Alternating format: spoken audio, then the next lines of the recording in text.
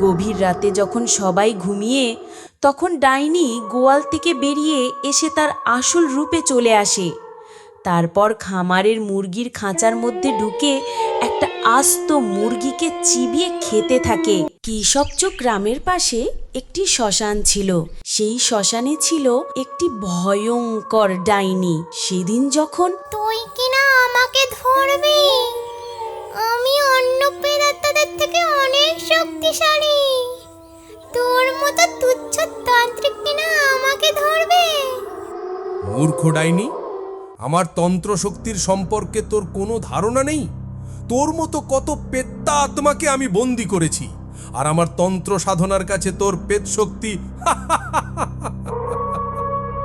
এই বলে তান্ত্রিক মন্ত্র পড়তে থাকে। তারপর ডাইনিকে মন্ত্রশক্তি দ্বারা বেঁধে একটি ঘটে বন্দি করে দেয়। রতন, এই রতন, কোথায় গেলি? আজ্ঞে হুজুর, এই তো আমি। কি করতে হবে বলুন তো? এই নে, এই বোতলে ডাইনিকে বন্দি করা আছে। যা, এটা তুই নদীতে ফেলে দিয়ে আয়। ঠিক আছে হুজুর, যেমন আপনার আদেশ। রতন হাতে বোতলটি নিয়ে মনের আনন্দে নদীর দিকে হাঁটতে থাকে। হাঁটতে হাঁটতে হঠাৎ হোঁচট খেয়ে রতন সেই রাস্তায় পড়ে যায়, আর সেই সময় তার হাতে থাকা বোতলটা সেখানেই পড়ে ভেঙে যায়। তখন হঠাৎ বোতলের ভেতরে থাকা ভয়ঙ্কর ডাইনি বোতল থেকে বেরিয়ে যায়। রতন সেই ডাইনিকে দেখে ভয়ে সেখান থেকে পালিয়ে যায়। আর ওদিকে ডাইনি উড়তে উড়তে যখন একটি গ্রামের ওপর দিয়ে যাচ্ছিল, তখন সে দেখে যে একটি গোয়ালে গরু আর কিছু মোরগ ও ছাগল আছে। গরুটা বেশ হৃষ্টপুষ্ট, আর খামারে অনেক ছাগল মুরগি আছে দেখছি। না, একেবারে তো সবগুলো খেতে পারবো না। যাই, ওই গরুর মধ্যেই ঢুকে যাই। রোজ রাতে একটা করে ছাগল মুরগি খাবো, তাহলে কেউ সন্দেহ করতে পারবে না। এরপর ডাইনি গোয়ালের দিকে ওই গরুর কাছে এগিয়ে যায়, আর ডাইনি ওই গরুটার শরীরে ঢুকে পড়ে। গভীর রাতে যখন সবাই ঘুমিয়ে, তখন ডাইনি গোয়াল থেকে বেরিয়ে এসে তার আসল রূপে চলে আসে। তারপর খামারের মুরগির খাঁচার মধ্যে ঢুকে একটা আস্ত মুরগিকে চিবিয়ে খেতে থাকে। আর পরের দিন সকালবেলা ললিতা গোয়াল ঘর পরিষ্কার করতে এসে দেখে তার ছাদের গরু কমলা এখনো ঘুমোচ্ছে। কি রে কমলা, এখনো ঘুমোচ্ছিস? ওর তাড়াতাড়ি, খাওয়ার সময় হয়ে গেছে তো। ঠিক তখনই ললিতার ছাদের কমলা গায়ে উঠে দাঁড়িয়ে জোরে পা মারে, আর ললিতার জোরে আঘাত লাগে। কি রে কমলা, তুই আমার সবচেয়ে ভালো শান্ত গরু, আর তুই আজ আমায় লাথি মারলি? আজ তোকে আমি ঘাস খেতে দেব না। যা, তুই মাঠে গিয়ে ঘাস খেয়ে আয়।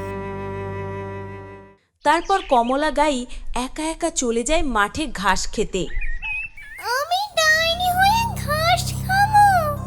ওই জঙ্গলের দিকে যাই, দেখি কোনো জীবজন্তু পাই কিনা। এই কথা বলে ডাইনি পাশের জঙ্গলে ঢুকে যায়, আর সেখানে একটি শিয়াল বসেছিল। কি রে কমলা গাই যে, আজ তুই তোর মালকিন ছাড়া আমার জঙ্গলে ঢুকেছিস? আয়, আজ তোকে আমি চিবিয়ে খাবো। কি, তুই আমাকে চিবিয়ে খাবি? দেখি তবে কে কাকে খায়। এই কথা বলে কমলা গাই ডাইনি রূপে চলে আসে। তারপর শিয়ালের দিকে ঝাঁপিয়ে পড়ে আর তাকে এক নিমিষেই খেয়ে ফেলে। আমি হলাম মহাশক্তিশালী ডাইনি, আর তোর মতো লিলিপুট শিয়াল কিনা আমাকে চিবিয়ে খাবে। যাই, এবার আমার গোয়ালে ফেরার সময় হয়ে গেছে, না হলে কেউ আবার দেখে সন্দেহ করে ফেলবে। এই কথা বলে সে তার ডাইনি রূপ ছেড়ে আবার কমলা গাই রূপে চলে আসে। এরপর গোয়ালে ফিরে যায়। এরপর রাত গভীর হতেই কমলা গাই আবারও ডাইনি হয়ে সেই গোয়াল থেকে বেরিয়ে ছাগলের দলের দিকে এগিয়ে যায়, আর একটা আস্ত ছাগল খেয়ে ফেলে। এইভাবে প্রতিদিন রাতে একটি করে ছাগল, মুরগি, হাঁস খেতে থাকে। সকাল হলে ললিতা খামারে গিয়ে দেখে রোজ একটু একটু করে পশু তার কমে যাচ্ছে। কিভাবে কি হচ্ছে সে কিছু বুঝতে পারে না। আমার এতগুলো মুরগি, হাঁস, ছাগল একে একে কোথায় চলে গেল? আমি কিছুই বুঝতে পারছি না। আমি কি করে সংসার চালাবো? আর কিছুদিন গেলেই যে আমার খামার শূন্য হয়ে যাবে। এই কথা বলে ললিতা একটি গাছের নিচে বসে খুব কাঁদতে থাকে। তখন সেই পথ দিয়ে যাচ্ছিল ওই তান্ত্রিক।